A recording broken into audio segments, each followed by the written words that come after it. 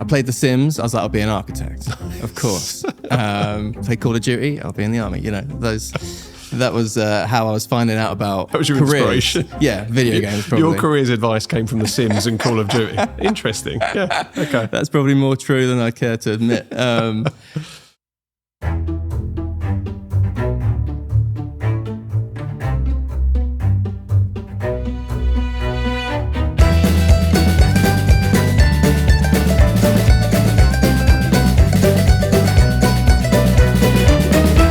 Hello and welcome back to JobsWorth. This week we have a very special episode for you. We are joined by Rob Humm, who is a freelance filmmaker and musician. And Rob, for I don't even know how many months, has been working behind the scenes tirelessly with us on JobsWorth, adding to the ambience of the hatch and various other spaces, doing lighting. He's had a huge input in the camera setup for us too, and he has been just an integral part of the team up to this point. He's leaving us to go off on his travels, so we invited him on to discuss his love of film and music and living an intentional life. So I really hope you enjoy the episode. Please feel free to get involved in the comments and stay tuned for next week. This is a real novelty, Rob, to have you sat opposite me. What an absolute pleasure. It's a strange feeling. Do you feel weird? I feel very weird. Slightly uncomfortable? Slightly. I think that's exactly what we're expecting. Yeah, not because of these chairs. It's also hard with higher arms to know what to do with your elbows. What are you going for? I don't know. I'm going to start like this, and then we'll see if we shift. I can't help but drum there, though, so I'm going to go here. Yeah, there's been nervous energy coming out in some sort of music. Rob, we are going to start with the opening tradition on the podcast. So you have spent, I don't know how many episodes now, sat behind a screen, not really getting to see what happens the other side of it until you occasionally stand up and check if the camera's rolling. Purely audio form, no visual. Exactly. So this must be strange for you. It's all very strange. But we are going to start with the opening tradition and ask, when you were younger, what did you want to be when you grew up? When I was younger, when I was at school, I think I wanted to do something that was not like school. I was quite keen to get out of school. So I think the first port of call was like the military. I was like, that's going to be different every day. That's going to not be like a classroom at all. Yeah. But that diluted slowly. I think I realised that it's not as simple as like good guys, bad guys. It's not like an action movie. It was a bit more real than, a 10-year-old thinks. Yeah. Then I watered it down to like fireman. Okay. I thought, cool, a little less violence, but still different every day, still exciting, out and about doing something. Then I realised that was still quite a lot of effort. I have to be quite fit. And by the time I left school, I went into an art course at college, but I don't think I wanted to be an artist. Okay. Maybe that was my course anyway. Maybe that's where I ended up. Well, you are an artist in so many ways, aren't you, Nita? Again, I think we've spoken to enough creative people on the podcast to be able to define that being an artist doesn't mean you have to draw or paint or do it in, I guess, the most stereotypical sense. I think I had that impression when I was going to college. I was like, right, this means painting, this means drawing. But maybe that wasn't what I wanted to do. Did you have any particular talent for painting or drawing? I was all right at drawing. Yeah? Yeah. I couldn't paint. I think that was laziness. Too messy. I hate cleaning the brushes at the end. It already feels like there's a running theme here. Couldn't be asked. The fireman thing needed to be too fit. What was it about school, though, that made you kind of want to not do something like school? I think it was just boring. It was the same every day. And I think... what's that phrase? How you spend your days is how you spend your life. And I was like, okay, I'll do my 10 years in school, but I'm not going to willingly continue like desk work. Yeah. And did you have that realization? Do you remember how old you were when you had that realization? Did it happen quite young? No, I don't remember actually. I enjoyed infant school, primary school was all right. I'm quite into history, and there was a lot of history and then secondary school, maybe that's where it started to be like, this is a bit of a chore, isn't it? Yeah, I think it's a lot more structure, a lot more discipline. You have to make decisions about your future, like options and stuff. Yeah. Yeah, so maybe that's where I sort of faltered. My faith faltered. It's quite because I think in your form that I get everyone to complete before they come on, so I had to ask you to do it as well. Sorry if those answers were a bit dead. No, I love it. I think it's fantastic. But yeah, you seem to have come to a realization quite early on that maybe the typical way of doing things, let's say, or the way that society might lead us to believe is the typical way, especially as a teenager, you seem to have come to the realization that I don't need to do that. And I'm not saying push back against it, but you're living your life in a way that's more intentional about the way you want to live it. Yeah, Does that make intentional is sense? a nice word. That's the impression I got from the form when you were filling it out. Yeah, I feel like recently I've like very much trimmed the fat. I'm like, if I don't need it, I'm going to cut back on it. And yeah, that is like the root of how I'm living life. Yeah. Going profound already. No, yeah, well, I think this is part of the podcast, we can go down this, we can explore this route a little further. I'm just, at school for you, were there expectations either from family, friends, peers that they wanted you, I guess our families all have an idea of what success looks like for their kids, or... My mum said get a trade. Okay. She said you'd love being a plasterer because there's like an artistic element to that, I think. Okay.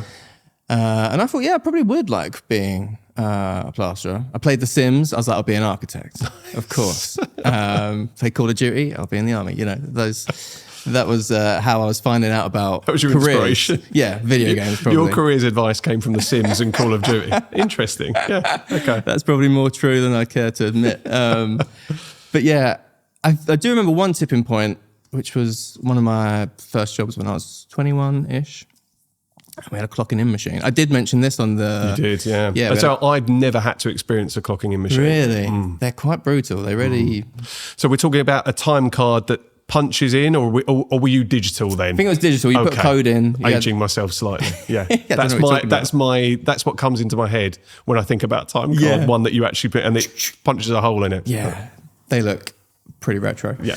But no, it's digital. And I remember it was like, if you clock out 5 minutes early, we're not going to pay you for the hour, or some sort of propaganda like that was going around. And I thought, sod it.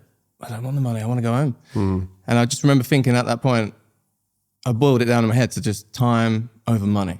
Like I think that was a tipping point. I was like, I'd rather have an extra 5 minutes at home doing whatever I want to do than £13. Yeah.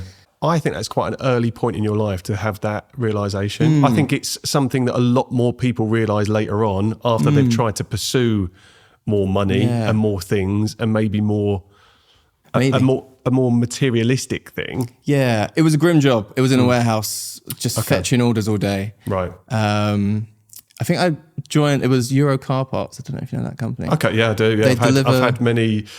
Euro Car Parts. I thought you just said Euro Car Parts. No. I was about to say I've had my... Don't get me started on those guys. Yeah, no, exactly. Yeah, I've been towed before. But they're the villains for sure. Yeah, but I joined as a driver. So I'd go to the warehouse, pick up some bits off of cars, drop them to the garage in a van, come back, do it again. So quite monotonous in a way. But I like the driving. But every now and again they'd be like, there's not enough vans for you today. You got to go in the warehouse. Right. And every day that happened, I thought, this is too much like school. It's too monotonous. Hate it. And I think that's when that thought came into my head. Like, I just don't want to be here for another 5 minutes. Right. Yeah. So other jobs that you did out of school then. So you got Euro Car Parts. Yeah. What else did you do before you kind of... Well, one of the questions I wanted to ask you is when did you first pick up a guitar, and when did you start pursuing music as a creative outlet? So maybe I'll ask that first. Okay. I think that was about 14, Okay. That mid-teens age. Yeah. My mom used to play bass. Nice. She's always listened to Planet Rock, so she's that way inclined. And there was always guitars around the house. And I think one day I just picked up a guitar and I thought it'd be nice if I could pick this up and do something with it instead of just like, I don't know. What I do with a guitar.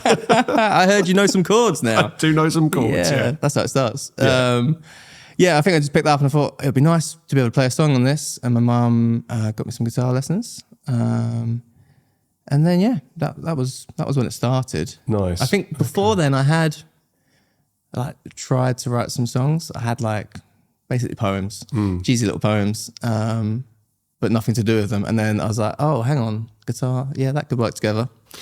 So going back to your poems and your poetry, which again develop into lyrics. But yeah, I think that's a creative outlet in itself. And was there a time where maybe English at school was a bit more engaging for you because of that? Or did you just have this kind of innate drive in you that I can write a poem or I can write emotions, feelings on a page? I don't think the poems were good. So I don't think...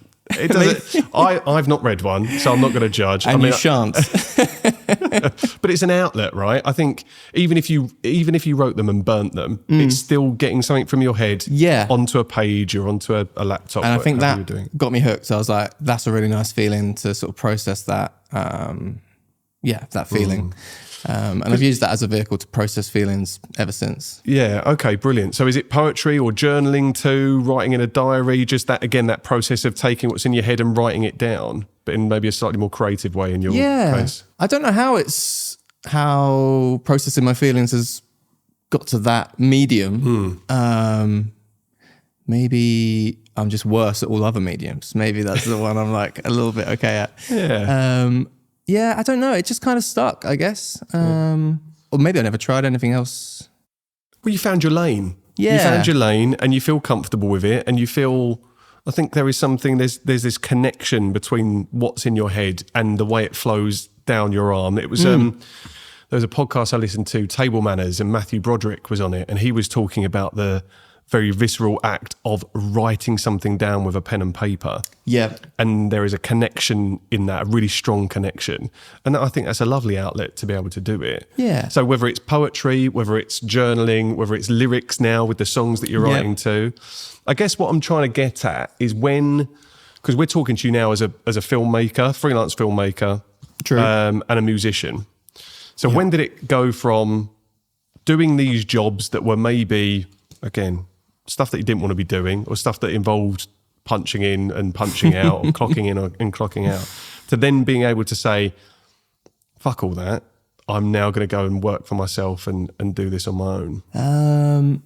So I think at Eurocar Parts, after a while, I was like, this is not it. It's not the one. Right. And I just quit with nothing lined up. And then pure bolt of lightning, a couple of weeks later, I got invited to work at a logistics company. More vans, but I was like, yeah, I know that. And it was a startup company, so I was like, that's kind of exciting. It could lead to something. And that was quite good. That was probably the job that earned me the most money, actually. Okay. I was somehow a manager, operations manager, I think. I had a title and everything, which was pretty cool.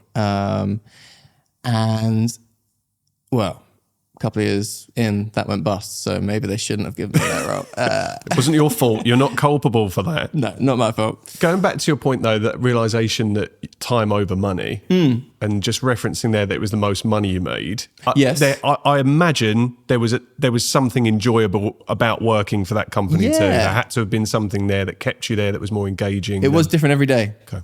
It ticked that That's box. a box that needs to be ticked. Yeah.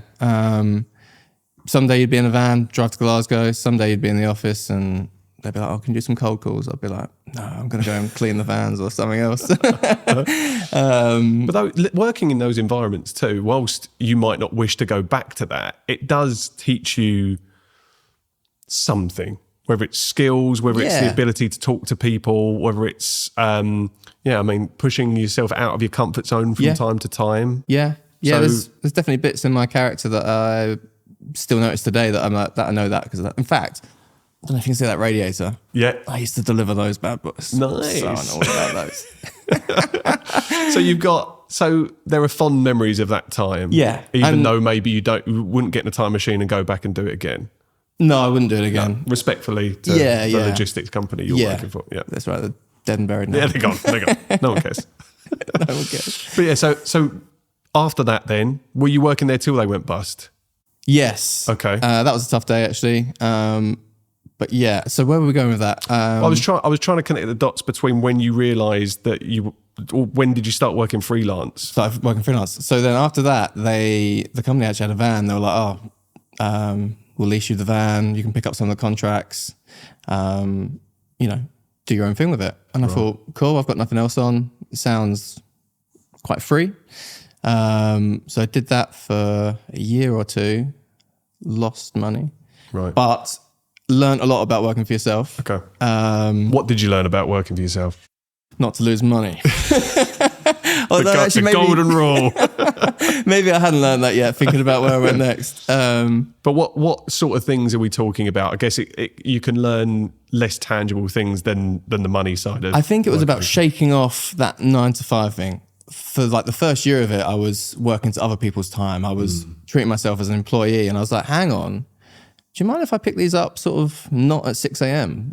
and you know, just do an afternoon run instead of, and they were like, yeah, of course, you know, we don't own you, do what you want. Yeah. And I was like, wow, that's quite cool. So I think that was really good. That was really fun. Right. And that was my first step in working for myself.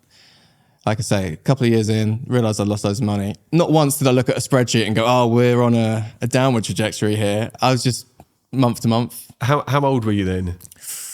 21, 22, 23. Still living at home?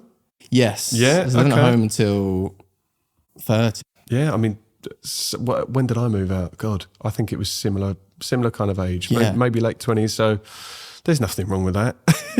First off. I needed to hear that. Yeah, there's nothing wrong with that. Not that I thought you'd be like, loser. Especially now, there's nothing wrong with that. But you ask yourself the what's driving you at the time. And actually, I worked for myself at that kind of age. So I started a personal training business at 19. Not once did I look at a spreadsheet. Yeah. Not once in my accounts did I keep a receipt, which my accountant hated. Like all of these things, I definitely lost money. I spent money on stupid shit because it's all part of the learning curve, I guess. Yeah. But actually, I still took lessons that I learned then, which have helped me in the business that I run now. Definitely.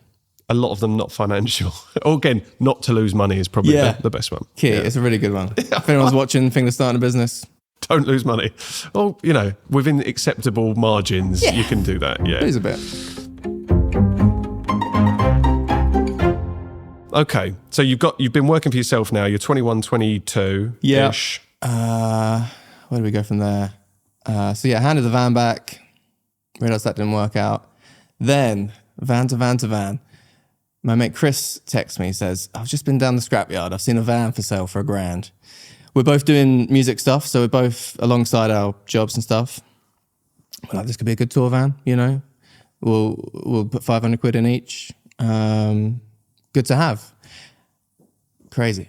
But we were like, yeah, let's get it. It sounds like an awesome project though. Yeah. Yeah. And then I thought, shit, I've got a van and I've got no work. Because this was a minibus. Right. Whereas one before was a Luton van. So it was just like pure deliveries. So a bit of a gear shift in that essence. And I asked my mate, Reese, who was playing in a band called Youth Club, I said, I've got a van with some seats in it.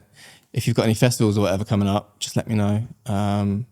You know, I'm not working. I need to make some money. And he said, yeah, what are you doing this weekend? We're going to Somerset for a festival. I said, well, great, Somerset, £60? And he was like, yeah, that sounds great. I can understand now why you ended up losing some money in the first couple of years. Yeah. The pricing element maybe wasn't your strength, still at least at that point. And then that turned into a bit of a fun one. I was trying to work in the creative realm, and I thought, okay, cool. If I can like run some tours, make some muso contacts, could pay off. And I think it did in at times. Got some gigs through just knowing people. As everyone knows, it's who you know. So that helped that string on my bow. I think I made a bit of money in this era. Okay.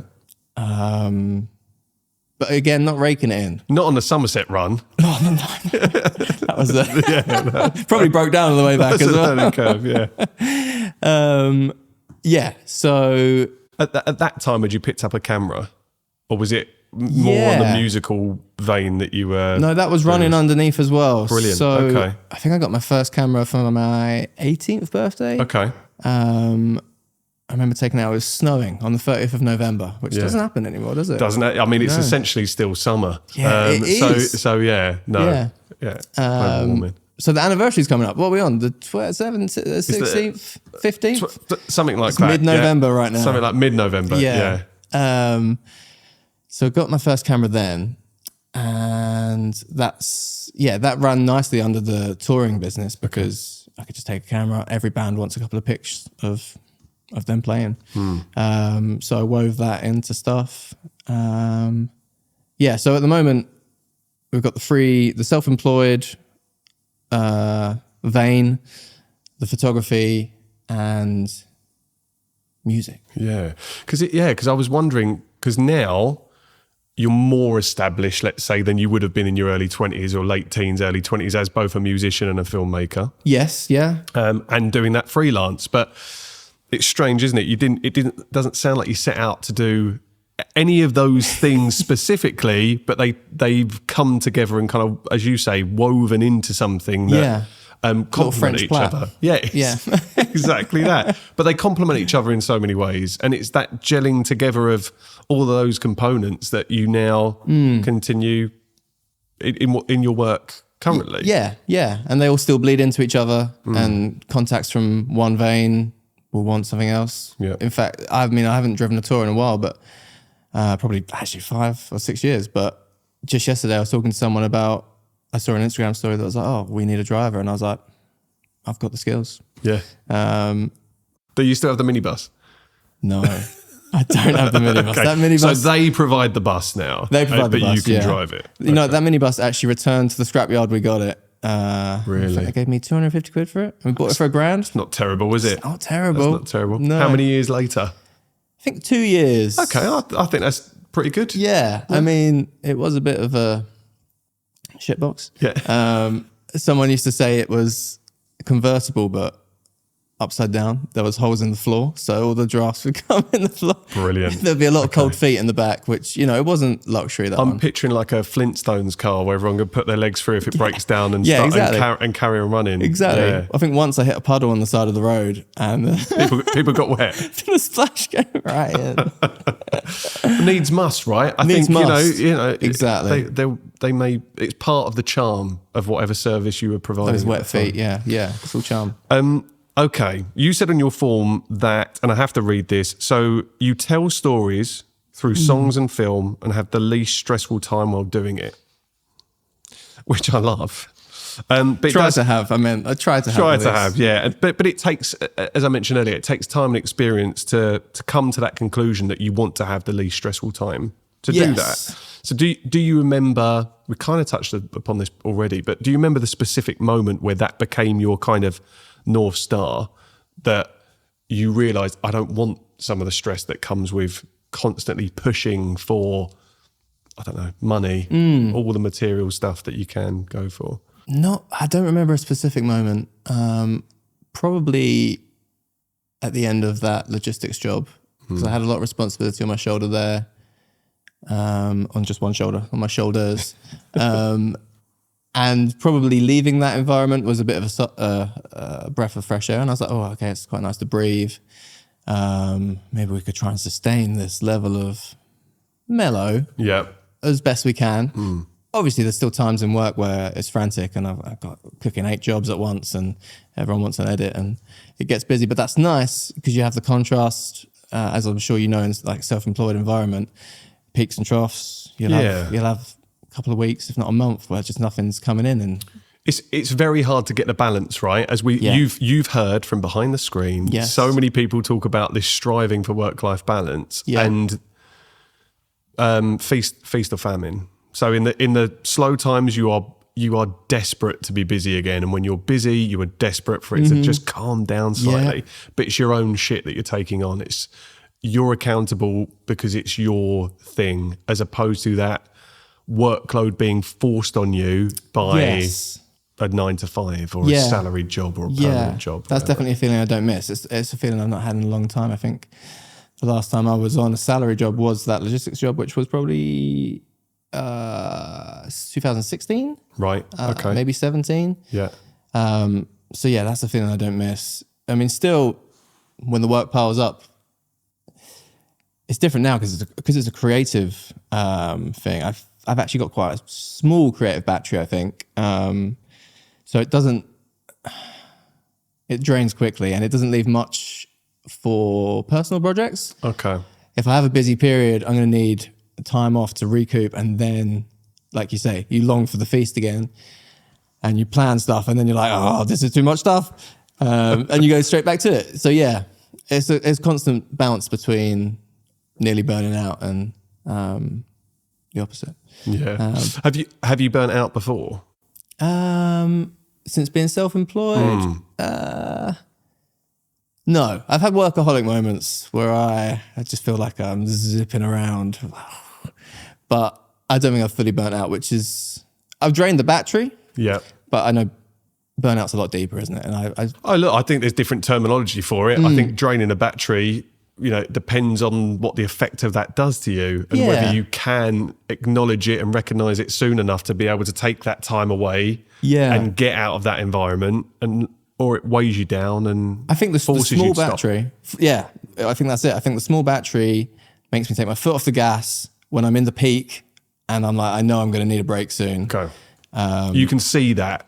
Yeah, I feel it. I'm like, I'm not enjoying this right now. Right. I'll be doing something creative like an edit or whatever, or even filming, and I'll be like, this is kind of my dream. I should be loving this, but I'm not, and that's probably because I'm out of creative juice. Right. The ideas aren't flowing to me. I'm having to work for them. I'm having to really think clinically and like go back to the framework and almost spreadsheetville. Be like, how do I make this good? These are the numbers, 1 + 1. Instead of being like, just going off a feeling. Yeah, being like, that looks good. That feels good. Like this almost creative intuition, right? Yes. Yeah.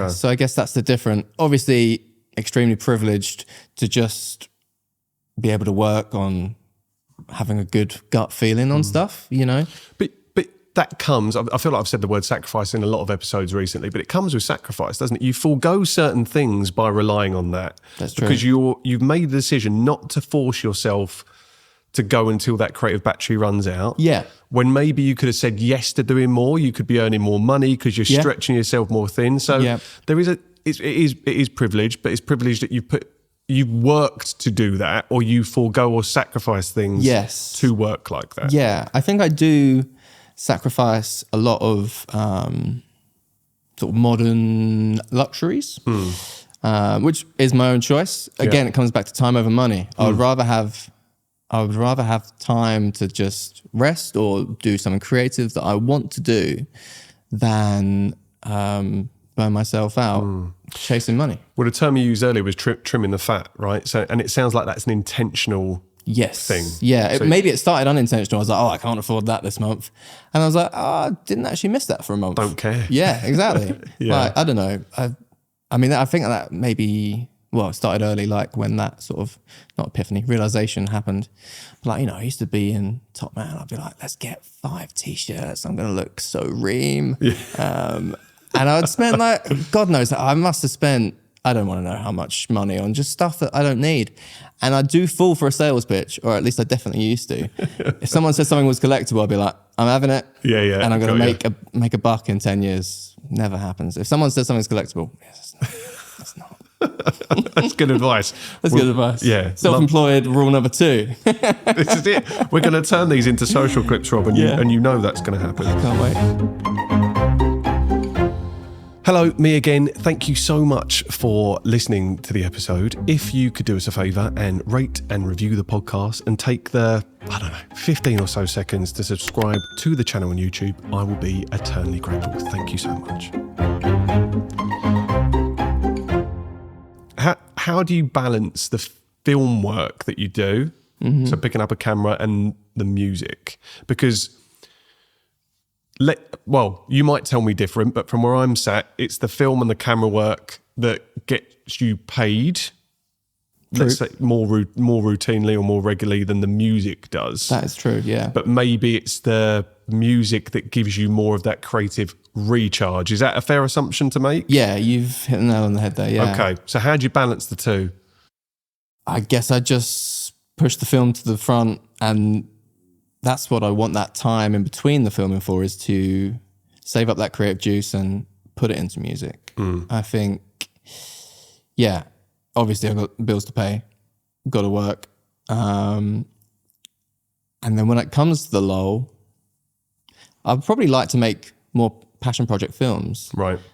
But I think I know I'll get more joy from doing passion project music. So when there's the lull, I push music in. I'm like, right, there's a gap for that. Right. Squeeze that in. And me and Pete, who produces a lot of all of Ruskin's music at the moment, we've both chiseled out ourselves quite flexible, self-employed timetables. So we get lots of midday time to work on stuff like that. So yeah, it's found a balance. But again, the word intentional, I think, is such a perfect way to describe how you are operating. Like you're intentional about the things that you want to spend time doing. Yeah, although I do feel like I've got to this point accidentally. I've stumbled into a dream scenario, which I guess it's possible. And I also think maybe you're being quite humble about it. Maybe. There's always this tendency to think, I've called a few guests out on saying that, I was lucky, or I did this, I did that. And it's not always the case. No. Maybe you're not aware of it at the time, but I do think you are being intentional about the way you've course corrected over your career to get to where you are now. Yeah, I guess if you act truthfully, then you will steer yourself to what's going to nurture you, like an environment that's going to accommodate yourself, right? I think that's a really good point. Again, it's a revelation almost that happens for people so much later down the line. And in hindsight, they will always say, I could have done this, I could have done that. But to even have an inkling of that, to be that self-aware in your early 20s, when you kind of came to that part revelation or realization, I think has helped you so much. Yeah, it must have done, On that path that you've taken. Yeah, I guess rule number 3, or rule number 0, get a shit job. That'll open your eyes. Okay, brilliant. Yeah, cool. Yeah, you've gone back You as writing well. these down? No, I haven't, but fortunately we're recording it all. Oh yeah, I forgot about that. So we're all good. I mean, you've answered this question already. If you had to pick music or the film work that you do, if you had to pick one of them. It's tough, but it would be music, I think. Yeah. I do. I mean, I love filming, and I love picking out stories, which is the overlap, I think, between the film and the music. Right. I think I'm not so much a musician. I think I'm a songwriter, I guess. Yeah. A storyteller of sorts. Yeah, it sounds so cheesy, doesn't it? It does, but I think it's also a really lovely thing to label yourself. I think it's great. I mean, it was me and you that sat there with James. Yes, when I said that, I thought of him. Man About Country, and it was just incredible to hear someone. And he also has this musical element to what he does, and I think it's great to label yourself a storyteller, whatever medium it is, whether it's the films that you're making, and the way you use your camera and the pictures you take, or the music and the lyrics that you're putting out there. I think it's a really nice thing, however cheesy it sounds. So cheesy. I guess the difference is music is more internal. It's often about things that I see or I feel. Yeah. Film is more external. It's capturing other people's stories.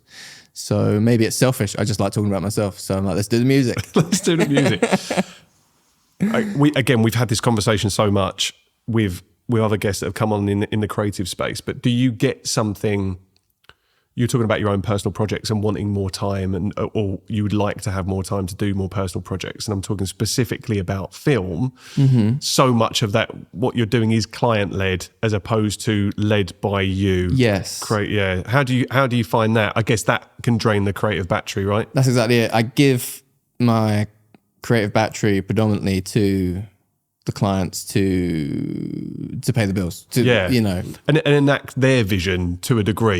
You have input. Yes, they're obviously paying you because of your expertise and your vision and whatever. But it's still, at the end of the day, it's them signing off on whether they're happy with it. Exactly. Right? There'll be things I'll be like, that's the wrong choice. Yeah, but I'll do it if you want. Which maybe is cocky of me. I don't know, but I don't think it's cocky of you. I think you can. It's advice. That's what they're paying for, right? Yeah, maybe. Yeah. I think it is. I think it's the guidance that you can give, and yeah. But I think that's where I put my battery first. Purely, I guess, to prevent me having to get another salary job. Because I know if that money doesn't come in, then I'm in a situation where, I can't pay my own way. Well, this is where I look at artists that create purely for themselves. So they go out and they don't have a client in mind. Yeah. They are creating something that is completely and utterly for them and making money for it. And I think that's incredible. What a position to be in. And it takes bravery and sacrifice and all these things to get there. And maybe they kind of traverse the same path, which is creating for people and client briefs and different projects they weren't in charge of.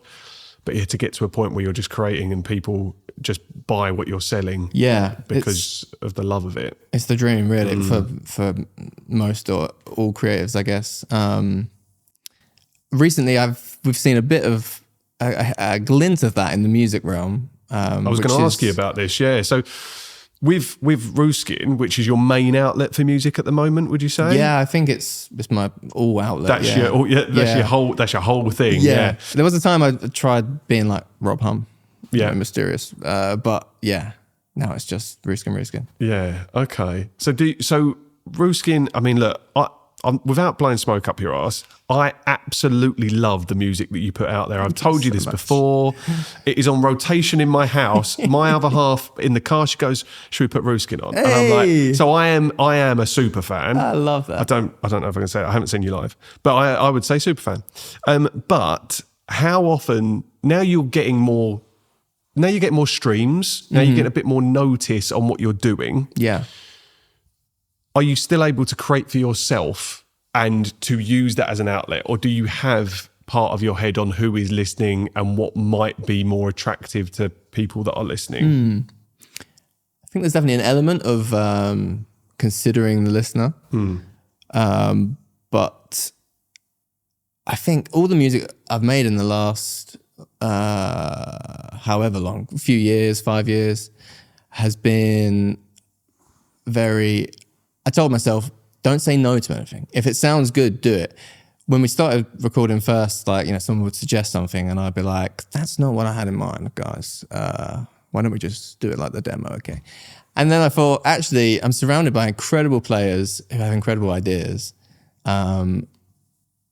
Just don't say no to anything. Like, it's all great stuff. Like, we'll always say at the end of a recording session, if Matt's the other singer in Ruskin, if Matt's on the mic, I'll say, Matt, do the silliest ad lib you can. And he'll come out with the best thing you've heard all year. And I'll be like, incredible. And I think you've got to put yourself in a play state thing. And the original question was creating for the listener, wasn't it? Yeah. Yeah. Or just how conscious are you now of creating for the listener against creating for the pure shits and giggles of actually doing it for you? I still love the shits and giggles. Yeah. That is what it's all about. But in the back of my mind, I'm like, oh, that did well. Should we just steer it in that direction, reference that? It's hard not to do that. You're looking at data now, aren't you? Essentially. Data, you're looking at data and you're looking at how that's coming across. Yeah, which I love from going back to the video game career path. Like old nerdy games where you've got all your info and your data and you can see what's going on and adjust accordingly. Yeah. It's hard not to use that muscle memory of like trying to perfect it and get it right. But then you've got to remember that music can be something else where it's raw creative. And some of the stuff that's done the best, you'll hear everyone say it. Some of the stuff that's just so nonchalant and fun often resonates the most with people. What is one of the biggest frustrations that you're finding trying to get your music out there? I find live gigs frustrating because I find like production, logistics, right. In that sense. Logistics driving a van, good. I can go from point A to point B. That's in your blood. Yeah. You're all good. Exactly. Yeah. Okay. The other type of logistics, organising people and multiple moving parts, I struggle with, and that really burns me out. So recently I've not been doing much live stuff because I felt that was just depleting the battery so quick. And I'd rather spend that battery where I get the joy, which is making fun tunes and telling little stories. Got you. Okay. Yeah. So I wasn't necessarily expecting you to say that, but again, you've linked it back to that point of you've got your creative battery and in dealing with all of the crap that comes from trying to get a live event on is tough. Yeah, exactly. It's that I've not got the brain for that. I thought I did. I was like, I can manage. Yeah, I can't manage. No. Well, look, it's all part of the journey, right? Finding someone that can do that for you at some point down the line. Yeah, if you know any booking agents, I'm sure someone's watching that would want to get involved. What's your dream for Ruskin? What would you like to see happen for you guys? Do you give yourself time to even think about that? Yeah. Me and Pete often talk about escape velocity, which is getting both our respective bands to the point that they sustain creating more music and living off that, which, like you said, is the creative, or like I said about what you said, is the creative's dream to make money from making stuff purely for you. So we think about that a lot. We've got a sniff of it and we're like, cool, keep hustling. And there's enough of that carrot being dangled to be like, there's something in this. There's something in this and we've got to keep some progression, momentum going. Yeah, for a long time there was no carrot and we were doing it just out of love. And we still do it just out of love. Yeah. But having the carrot there, it's like, okay, makes you love it a bit more. Yeah, it does make you love it a bit more. Funnily enough. Well, if you can get paid for the stuff that you love doing. I mean, look, I do this podcast because I love it. If there was ever a way of me transitioning out of my day job into doing something where I get paid to have a conversation and paid to learn and be curious, oh my God, like that would make me love it more, if I'm perfectly honest with you. It takes the edge off the pressure and always doubting I'm committing so much time to this, but what is the end product, I guess. I guess it's the friends we make along the way. It is, and that's part of, Tom's laughing off camera, but it is it's part of the reason we've invited you on as a guest, because you have played such a critical part in what we have built, and you are also one of the most interesting people, and we don't really get a chance to have a conversation like this. We're usually talking about colour temperatures or something. Exactly, while we're setting up lights and cameras and sound gear as well. And that was I was going to make the point. You've got this amazing ability to slot into teams of people, and I've seen it happen in a variety of ways. Bits of work that you did for local merchants. Yeah. I think one of the biggest talents you can have when you're holding a camera is to to build rapport very quickly. Okay. So I think that as a compliment to you, I think that is such a skill, and I think it's a natural thing. I think maybe you've either got it or you haven't. Wow, so that's lucky. Yeah, well, exactly. But let's go back to your film work. If it wasn't a collaborative thing, because so much of the time you're working with bigger teams of people, or you're working with people that are in front of the camera. Yeah. If it wasn't collaborative, the same as the band work that you're doing, do you think you'd still be as into it as you are? Or do you like having that dynamic of other people around you and being part of a team? I think it's tricky because a lot of the collaboration in film is with a client. So like you said, it's sort of serving the client. So understood. Although there is a collaboration, it's more 80-20, you know. Got you. Yeah. But if that wasn't the case, I'd say a balance. It's nice to put your foot down and do your own thing and be like, that's like that. I like that. That's staying. But then it's also nice to be swayed and be like, oh, that's a good point, actually. Yeah, we'll do that. Okay. So yeah, a bit of a bland answer, but no, it's not a bad answer. Maybe I was.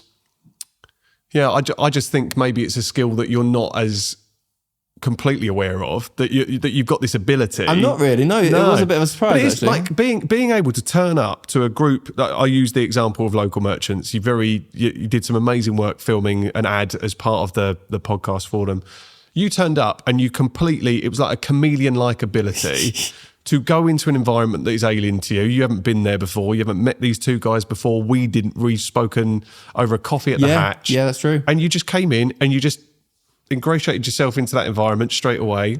You do the same with every guest that has come into the podcast. And it's just, I would say, Tom, wouldn't you agree that is a skill and a talent? And I think you should probably be aware of that. Well, thank you for pointing that out. But maybe it's just a natural ability that you've got. I mean, it sounds like it is. Yeah. at that local merchant's shoot, I was flapping. I was like, "What?" You is said this? that. You did. You have said that to me. Admitted that to me at some point. Yeah. Yeah. And this is it. Let's say I'm a client of yours in that moment. I give the worst briefs. Like I'm basically, Tom will know this, and we've learnt to work with each other over the last 2 years. But I'm crap at giving briefs. I'm kind of like, because I don't understand what you need to have a great brief. So for me, I maybe alluded to this when you came in. I was like, I'm just going to film some stuff, not necessarily understanding it would have really benefited you to have some idea of what specifically we were going to film. I do like that brief though, because I do love like a run and gun situation. Obviously it's nice to know key elements. Yeah. But we probably worked well together on that because we were both like, my expectations were probably much more like maybe I was self-aware enough to think I've not given you much to work with. Let's see what we get as part of the outcome. And what you did was, I thought, absolutely incredible, mate. But really again, cool. Going back to that point, an ability to work with people. And I just wonder how much of that, that ability to collaborate or work as part of a team drives you and again, fills a battery, maybe not the creative one, but something. That's interesting. It takes me back. I feel like the last time I heard something similar to that was when I was doing the tour driving. Right. Someone must have said I was very professional. Right. Even though I'm like just a scruffy geezer. But I think there's something in me, maybe it even harks back to like this little boy who wants to be in the military, but is just like, I love efficiency. Ah, really? Now, it's not because I disbelieve it, but it goes against some of what maybe you've said. Yeah. Maybe. Like, go on. Okay. Now, I want you to carry on before I shoot it down. Well, I think my thinking is the less you muck up, the less you have to do. Right. Now it aligns. Yeah. There we go. Yeah. Okay. So it's the work smarter, not harder thing, right? Exactly. Okay. And I think even that I could probably trace back to video games. Like, just like, I don't know if you know, you get your achievements, like, 100% completion or whatever. Yeah. I used to love getting 100% completion. You know what I mean?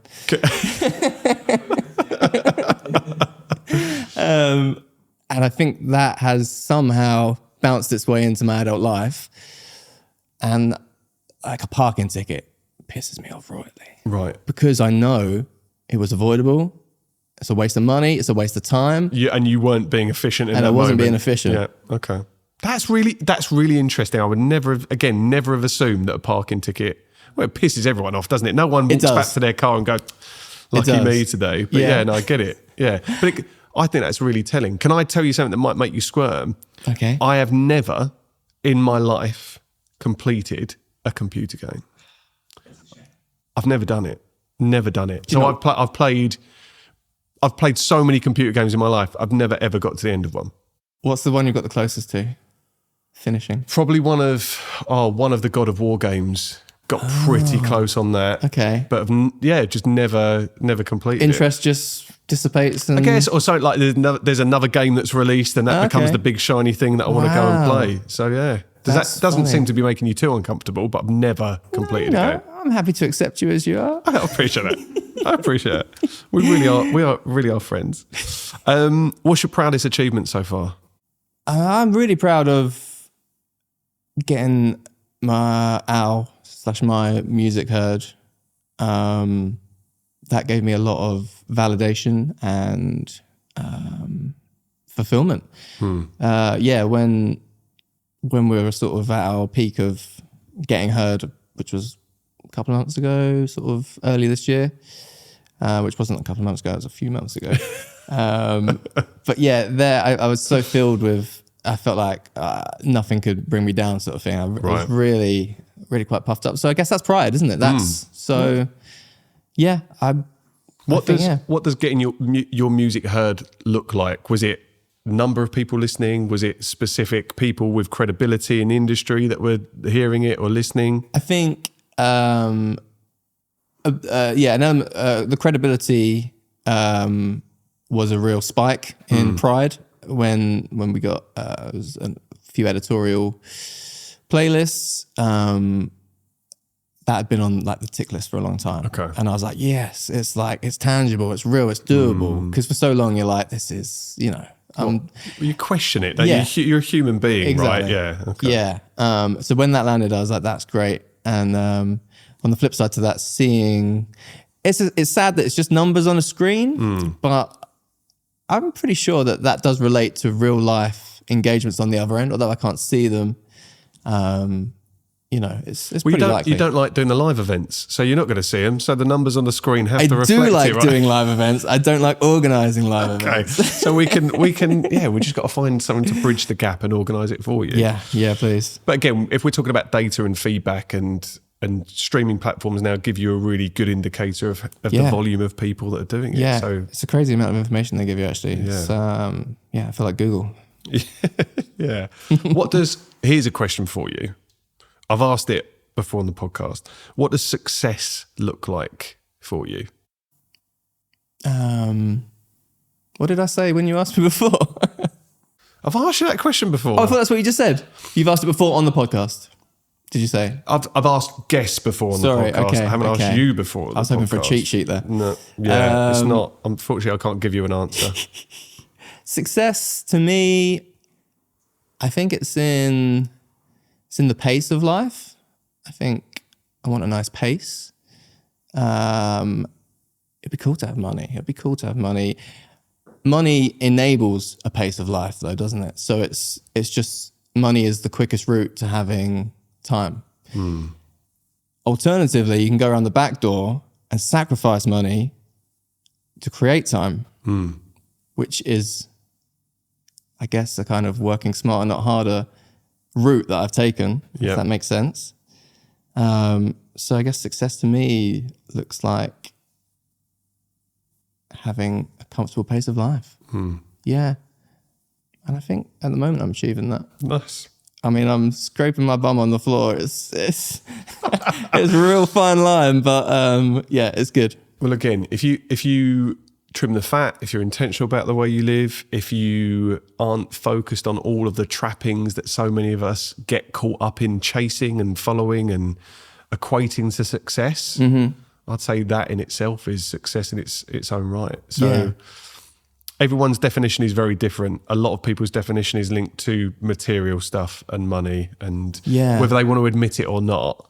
But yeah, I think time and living in a way that is intentional and aligned with who you are as a person. That's kind of what I'm reading. You said it better. Reading into what you're saying. Thank you for helping me out there. So Rob, after today, you leave us for a period of time. Yeah. We joked it's like an exit interview. It is like, exactly. What do you think of Tom? Good guy. Yeah. But yeah, I just want to say on behalf of me and Tom, it has been an absolute joy to work with you, mate. You've just brought something to our dynamic that I've absolutely loved. And when you said you were going, I remember me and Tom driving home for a recording, we were just like, fuck, like it's been so good. It's such like a nice vibe. And I work for myself predominantly on my own. I'm not getting the violin out, but to have had you two in my life for as long as I have has just felt like a really nice team, and I've made friends with you, and it's just been lovely. So this dynamic has just been, I think, really, I'm not going to cry. No, but just thanks been for having me. a really lovely thing. No, and honestly, mate, it's been a pleasure. But you are going away now. Yes. For a spell. For a spell. You have bought a van. Yep. Another one. Which we're going to touch upon in a second. You bought a van. You converted this van yourself. Yep.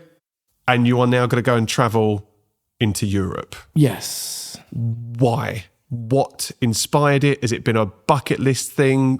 Why now? Answer, please. Okay. Lots of reasons. I think so. 2 years ago, me and my partner bought a flat, which was something we really wanted to do. We're very excited about that. I think we really wanted to get out of our parents' house. Right. More excited about that than buying a flat. Potentially, in hindsight, respectfully, Mum. But no shade. No shade. But yeah, so we bought the flat. We'd travelled in vans before. While we were living at our respective parents, we had a van called Albert, Nice. named after my great granddad. Lovely.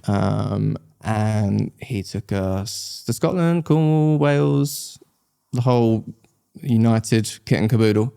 And we really loved it. And it comes back to pace of life. I was right. Yeah. Okay, nice. Here we go. I love how it ties up. And we found the longest stint we did was 6 weeks in Scotland doing the North Coast 500 and a bit of faffing around. Absolutely littered with mishaps. The van broke, the MOT came up, which was £1,000 MOT, all these fun things. Yeah. But we found that the pace of life was so much more rewarding. Time moved slower because every day was a fresh challenge, fresh scenario, fresh location. And, you know, you'd wake up in the morning, you'd do a whole day's worth of experience and it would be like 11 a.m. And you'd be like, right, what else do we do today? And since moving into the flat, I found it comes back to something else I said. It really all ties in. How you spend your days is how you spend your life. Yeah. And I've been spending the last 2 years of my life making money to pay the mortgage, to, what's the end? To pay the mortgage off, which will happen in 30 years. 30 years down the line, I don't know where I'll be, but I don't think I'm going to be wanting to pay a mortgage off. So that was it, really. It was, we realized the flat was great. We loved it. It's nice. But life was just shooting by. And we wanted to just step back, have some experiences. Again, not got loads of money, so we got to change the pace of life in the cheapest way possible, which we figured was the van. Yeah. So that answer your question? I think it does, yeah. I mean, look. There's a lot of threads. No, it's brilliant. I think everyone's inspiration for doing whatever they want to do is you take it from different places. But if you've had this prior experience and we know it could work. Honestly, time and the ability to slow time down is worth money. Isn't that? If we could pay something to slow time down. Exactly. I mean, that's a business idea. Well, yeah. You could monetize that. But yeah, I think in the way you live your life, if it's more, again, going back to this word, but more intentional, more variety, sometimes more challenge that comes with that too. Yeah. But yeah, now doing that on potentially what could be a longer term basis and doing it, you know, in the way that you want to do it. Yeah. I think we'll do it until we have this feeling we have with the flat, until this isn't serving us anymore. What should we do next? Yeah. Yeah. I love that. Yeah. So hopefully it works out. I've got no doubt that it'll work out. And when let's say when it comes to the end, it's not because it hasn't worked out, it's because you've made that decision that, okay, well, maybe this isn't suiting us now, or something has changed. Yeah. We've seen all of drivable Europe and there's not a stone left unturned. But what a thing to be able to do as well with the skill set that you've got. You pick that up and you can take that with you. And I'm sure, and I don't know how much work will play a part for you while you're going. But again, if you find a way to, I think work, I would like work to be an active part. Yeah. If I could pick up jobs along the way, I'd be over the moon. I'm sure you can as well. Yeah, I might need your help on LinkedIn, but just drop some messages out. We'll be fine. Well, look, I think on behalf of me and Tom, like I said, thank you so much for all the work you've done. You've been an absolute legend. And thank you for sitting on the chair and having the conversation with us, because it is uncomfortable. It's uncomfortable talking about yourself, but you've done an incredible job. And I'm sorry that I've we've gone deep. We've gone deep. I've enjoyed it though. I wanted to use it as an opportunity to get to know you better before you fuck off. I mean, it's been an introspective, since we booked this in, it's been a very introspective period. I've been like, why have I made the decisions in my life I've made? And we've gone even deeper today, and I've figured out more. So nice. Well, good. Hopefully you've enjoyed the experience. I have, and thanks for getting the comfy chairs in for me. I know, right? Yeah, no, as we said, no numb bums. I reckon Tom's bum's gone quite numb though. Yeah, okay, cool. He's used to worse. Yeah. Do you want to play a game? I've been waiting for you to say that a long time. Are you up for that? Yes. Cool. Okay, let's get the laptop. Right, so our game this week has no name, but in hindsight, I'm sure retrospectively, I think of one, and then Tom will get it to come up on the screen somewhere. Rob has requested his own game this week, and he has asked for basically a game where he gets to guess what vans there are. And vans, actually, that made no sense to me when you text that through, but vans have played a huge part in your life. Yes. So now it does make perfect sense, and I don't think there's a better way to have rounded the episode up. Good, so, not bad. whatever the game's called, we are now going to challenge you on your knowledge of vans. Are you ready, Rob? I'm more nervous than I've ever been. That's great. Okay. Rob, can you tell me what this van is? That's a classic, isn't it? It is. Is it called actually, you stumped me on the first one. The proper name. It's a Volkswagen camper van. It is, but... Do you want a transporter? It's not a transporter. Well, it's not a split bay. No. It's just the other one. It's the other one. It's yeah. the other one. You're not getting a tick for that, but that is a T2 camper van. Oh, do you know what T stands for? What? Transporter. Is it really? So I'll take a point. Okay, cool. I love this. You've got much more knowledge than I have. Okay. That was all guesswork there. Oh, yeah. We got a... Sorry, that is a Sprinter, and I believe it is a Mark III pre-facelift. This is so weird. It is right. How do you know that? There's not even the Merc badge on it. You just are you just confidently saying it? But you are right. No, I know. How do you know? Right, okay. For anyone listening as well, this is a blue van that van. Rob's guessed correctly. Oh. What we're looking at now is another blue van. I'd say more classic. Yeah, you've gone for the classics, and I was counting on contemporary vans, but this is clearly a Citroen. Quite a niche mastermind subject that you've got, isn't it? Yeah. Contemporary vans. I we should throw have some classics in there. I should have been more explicit, shouldn't I? Vans from 1990, whatever. Yeah. up to. Just have a punt. Is it something like a CV1? So it is a Citroen. Yeah. It's actually an H van. H van. So anyone that's watching that knows your vans, we've got a Citroen H van.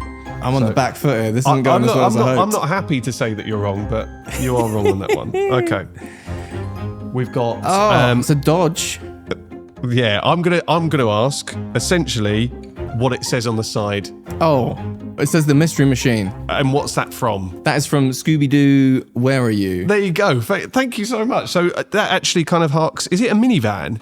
Is it like a minibus style thing? Americanisms. I think that's the Americanism for that. Okay. We don't really have minivans, do we? We have people carriers. We do. Yeah. Minivans, I kind of prefer. I don't know why. People carrier explains what it does, but I like a minivan because that's fit Shaggy and Scooby in the back as well. They never got to sit in the front seat. Okay, next one. Oh, well, yeah. That's from the A-Team. It is from the A-Team. Very famous van. It's 2 points. 2 points. Okay, so A-Team is 1. Has it got like a character name? No. Okay, well, GMC Toronto, I'm guessing. I'm really... GMC Vandura. Vandura. Yeah. You asked for this game, Rob, and all I can say is that you set yourself up. Okay. Next one. But I think some of these are more contemporary. Okay. Right. Yeah, Mark III Crafter. Oh my God. Yeah, you really are the contemporary van guy. Yeah. Oh, is that what it is? Okay, Yeah. Right. I do apologise. I've set you up. Quite Okay, you ready for the next one? So yes, this is a white VW Crafter. What's this? Oh, Japanese market. Toyota. It does say it on it, so it's a cheat. It's all right, which we could... It's a high ace. High ace. Yeah. Cool. Okay. No, that's fine. Look, it's my fault because I've got the picture on there. But I still think it's like even to have the eyesight to see that, I would struggle. So I'll take a point for eyesight. Okay. Ooh. Penultimate van. It's not Mark 1 Transit, is it? I don't know. It's just an ice cream van. Oh, okay. It's an ice cream van. This is a famous ice cream van, though. Apparently, that is in Basildon somewhere. Oh, okay. I saw that on Google when I found it. But ice cream van I would have taken. Okay, this was my first job in an ice cream shop. Was it really? Yeah. That didn't even come up, did it? No. Yeah. Next episode. Shit host. Right, okay. Last one. Oh, it's Postman Pat's van. Postman Pat's van. Yes, well done. You redeemed yourself at the end, Rob. It's kind of got the A-Team stripe on it. I've never noticed that before. It does. Wow. I mean, I don't know what was going on in the back of the van. He was probably ready for action, drop of a hat. Do you want to know how you did? No. We'll tally it up and we'll put it on the screen somewhere. But you did very well. Thank you. You went in a different direction, and that's what collaboration is all about. Exactly that. Yeah. Who knows? Right. Okay. We're going to finish that. We've got the closing tradition on the podcast that you don't get to miss out on this. We are going to do it. This is God, I feel like I'm being spoiled. Well, look, I feel like it's got to be full shebang. Otherwise, what's the point? You've had to sit there and listen to all of this from behind a screen. I've had to. It's been terrible. You've got to get Mum's question. So let me find this.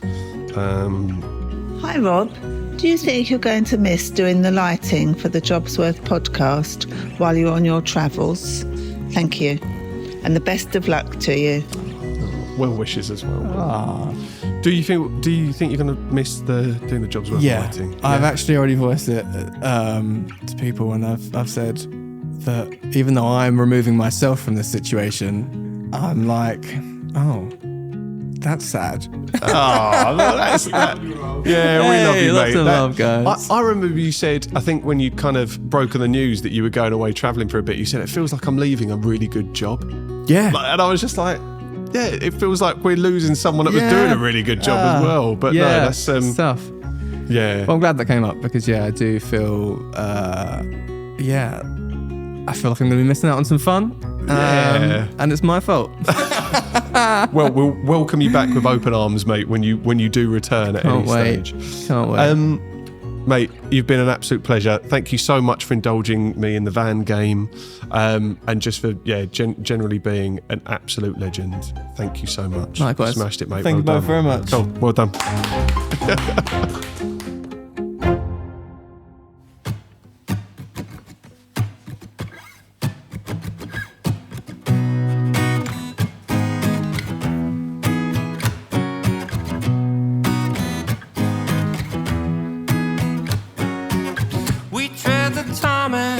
It's all gone. It's getting hot under the summer sun, and when it's dark we count the stars in the sky. A heart of gold, two hungry eyes. I wanna take you out, I wanna show you off. I'm always down, but I'm never lost, 'cause you're a sun seeker, that's what I need. I need your chest beating, just beating on me. So come on, God, I hope you'll never fall out of love, 'cause I will. I'll never leave her, she's my sun seeker for life.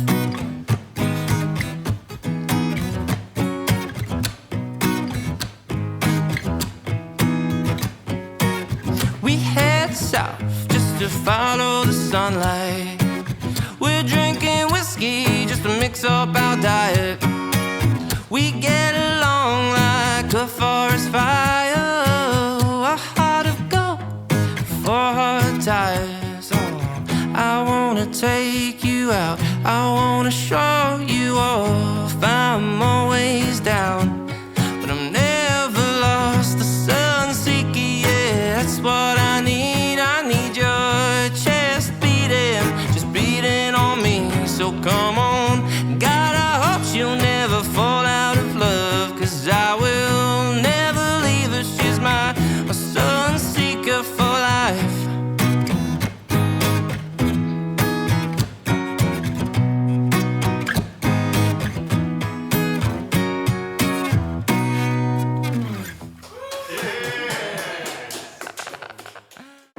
I really hope you enjoyed this week's episode. If you'd like to look at the back catalogue of guests that we've had on, you can click the links here or here to catch up on some of our previous episodes.